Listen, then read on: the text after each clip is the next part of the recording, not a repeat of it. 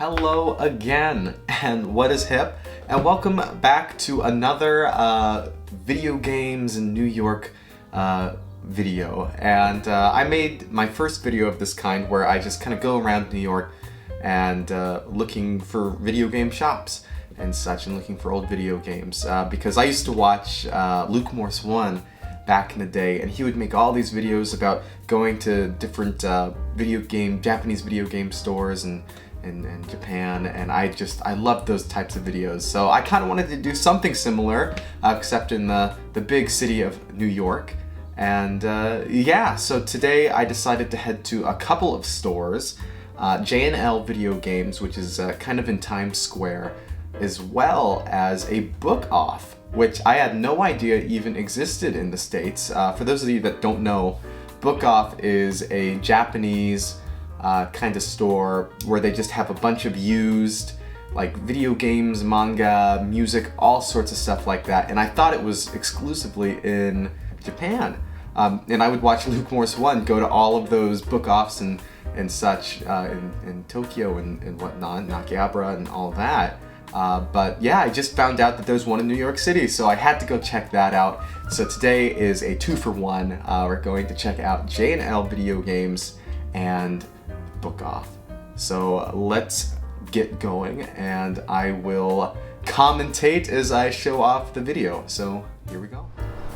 Okay, so I'm in my backyard, which is the change of scenery. But anyway, here we are. We're right in around Times Square. And as you can see, it's hustling and bustling. So many people were out this day. But yeah, J&L is just around the corner, and here we go. You can see the little Pikachu there in the bottom left, and it's kind of a derpy looking Pikachu. I don't know if it's official or not, but as you could see, the store was just kind of one big long strip. And on the right here, you can see we got some 3DS games over there. And they had a decent selection, some DS games there as well.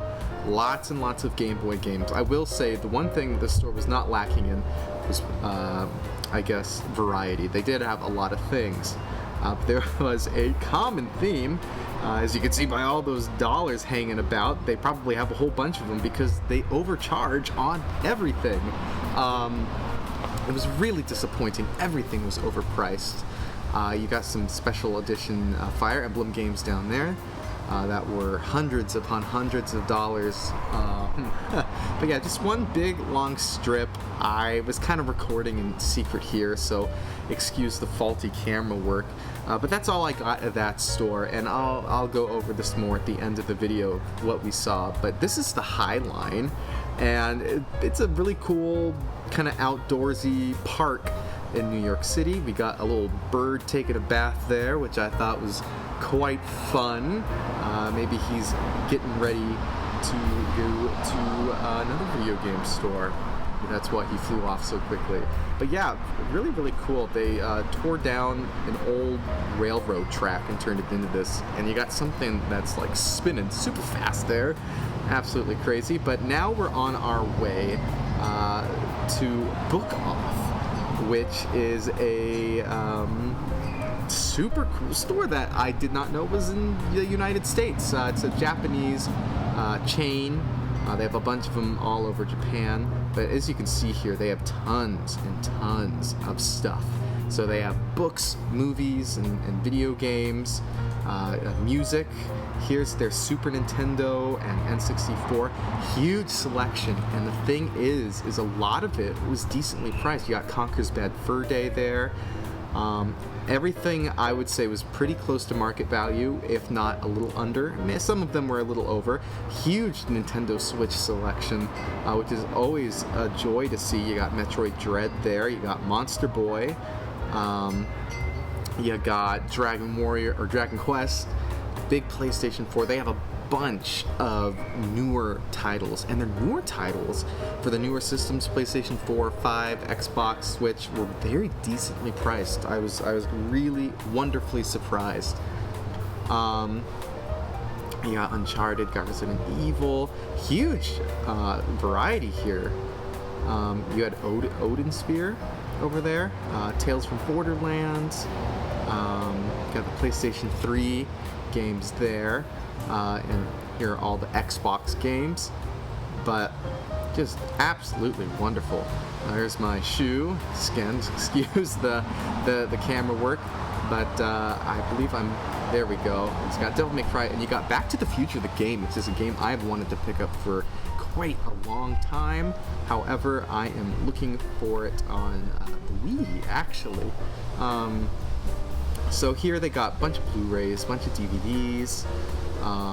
Here they have those little Gachapon machines, not Gachapon. Maybe that's what they're called. But the little things you put a coin in, you get a little toy. They were from Japan, but here's their retro section, just huge. You get all those Saturn games. Rarely do you see that many, and all those boxed NES, Game Boy Advance games, Genesis games, and such an amazing variety. I was blown away with the amount of stuff they had. And imports. They actually had imports, which is super cool. Always fun to see. Here's the Wii selection. You got Kirby's Dreamland up there, Return to Dreamland. And then you got a bunch of Wii U games. You got Resident Evil Revelations right there. Revelations, my bad. You even got a lone Dreamcast game, Hydro Thunder, which I almost picked up. I almost picked up Hydro Thunder. It was actually decently priced, but ultimately I decided against it. You got Super Mario 3D World for $10 there. That's a very good deal. And $40 for Resident Evil. I think that's on a little on the pricier side, but you got PlayStation 2 games on the left here. And they had PlayStation 1 games as well. Just absolutely wonderful to see. And again, everything was just really well priced, and the aisles were nice and open. It looks very similar to the Japanese versions of these stores. They basically just copied and pasted it and put it right in the middle of New York City, which is super cool because it's definitely a style that I don't see too often here in the States. I haven't really seen anything like this in the States, actually. Here are those little vending machines. And over here in the corner, what do we have here? Well, it is The Sky. And for those of you who don't know, it's basically a giant art book of all the Final Fantasies with Yoshitaka Amano's artwork. And he did all of the original art for the first 6 Final Fantasy games, but he continues to make the logos for each of the games. Absolutely wonderful. That was pretty expensive. Otherwise I would have picked it up. They have manga over here. This is downstairs, and downstairs they had a whole bunch of Japanese books. So all right, and we're back through the power of editing, and as you can see, I got my book off bag here, so I did pick up several things from there, but yeah, J&L Video Games was such a big disappointment. The prices in that store were absolutely absurd, and they had things that just kind of recently released, like the Tears of the Kingdom carrying case. They had that already marked up, and I'm not a big fan of that kind of practice, and I won't be returning to J&L. I went there many years ago, and I remember it was pretty overpriced, but going back there, it's just as overpriced as I remember, and just kind of a touristy kind of thing, and not a big fan of that store. Just had to insert this in here. J&L Video Games had the Ni no Kuni 2 Revenant Collector's Edition, which is very common and very not expensive just because it didn't sell well and they made so many of them. They had one for like $200 at the J&L store, and I saw the same thing at Book Off for $60. So if that doesn't give you an idea of just the crazy price hikes that this store has, I don't know what will. But back to the video. Video Games New York, I think, is probably the go-to video game store in New York City for exclusively video games. But yeah, after going to J&L, I kind of thought it was going to be a bummer video because I didn't pick up anything there. But after I went to J&L, that's when I found out that there was a Book Off, because I was just looking at video game stores near me, and thank goodness I found that, because Book Off saved the day. It was such a wonderful experience. The prices were so incredibly reasonable. Some of the things were definitely on the higher end for sure, but a lot of their cheaper things like the 360 and even PlayStation 2 and whatnot were actually reasonably priced, if not under the current average on like eBay and stuff like that. They even had a couple of Dreamcast games, which I showed, and even they were actually reasonably priced. I considered getting Hydro Thunder on the Dreamcast, but ultimately I decided against it. But I did pick up several things. Yeah, such a cool store. So we'll get the non-video game stuff out of the way. I did go to the CD section and I picked up a bunch of Tony Bennett CDs. I do like Tony Bennett. He's one of the kind of the last living artists from that era with Sinatra, Dean Martin, and Sammy Davis. So they had a couple of brand new Tony Bennett CDs for $1.50. And then I got this one right here, Steppin' Out, which I absolutely love. I love this soundtrack. But yeah, not video game related, but I picked it up nonetheless, and I figured I'd show you guys. So to the video games, I only picked up a couple, because I can't be spending too much on video games all the time. But I got a couple that I've wanted for quite a long time, especially this one. And this is Okami for the Wii.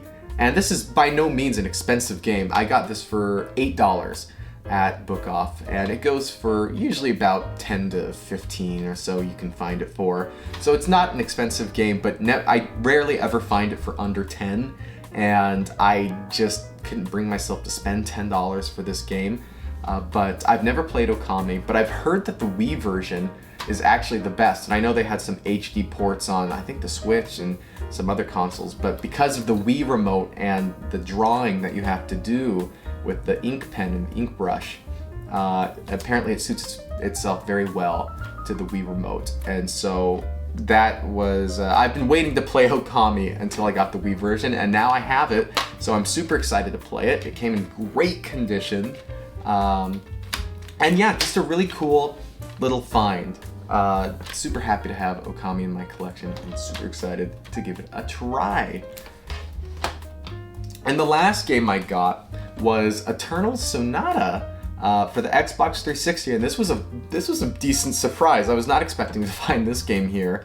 I paid $10.99 for this, and this is a game that's not an expensive game by any means, but it's not a game that I see too often. What Eternal Sonata is it's an RPG of sorts that goes through the life of Chopin, who is a famous classical composer, and it's an RPG about music. And as a lot of you know, I go to school for music. I go to jazz school, jazz college, and I mean, what a perfect game for me. I've heard that it's not the best game, but I've heard that it's pretty good. At the very least, it's pretty average, and I'm super excited to give this a try. I'm hoping that this is backwards compatible with the Series X, because I don't own a 360, so we'll see. But yeah, also came in very good condition, and it actually came with the original receipt. And if we look here, it looks like the guy went to Vans, the shoe store, and bought maybe a $45 pair of shoes. And let's see, it looks like they spent $18 on Eternal Sonata used 12 years ago. That's I absolutely love finding things like this, and I didn't know this was in there until after I opened it.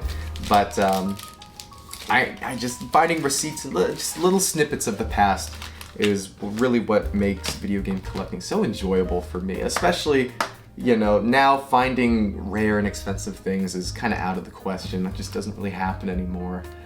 So for me, now the really special moments is finding, a $10 common game for a good deal out in the wild, and then finding a little receipt or something from the past that signified previous ownership. I just think that's really cool. But yeah, those are the only games that I picked up today, but I think those are two very strong games, and I'm super excited to give them both a try, especially Okami. That's been on my list for a very long time. Yeah, thank you guys so much for watching, and let me know what you think of this type of video. If you want me to keep doing some more, I'm actually heading back to Portland, Oregon here in the next, well, as of recording this, tomorrow. This won't be uploaded until I'm probably back in Oregon. But if you want me to do some video game hunting in Oregon and maybe the Washington area, just let me know, and let me know if you like this kind of video, and I'll upload more if you're into them. But thanks so much for watching. Tell me about your guys' stories, video game hunting. What do you enjoy about video game stores? Do you live in New York City? What is it like hunting for video games in New York City? Guys, it's pretty slim pickings from what I've experienced. But yeah, thank you guys so much for watching. Have a good one.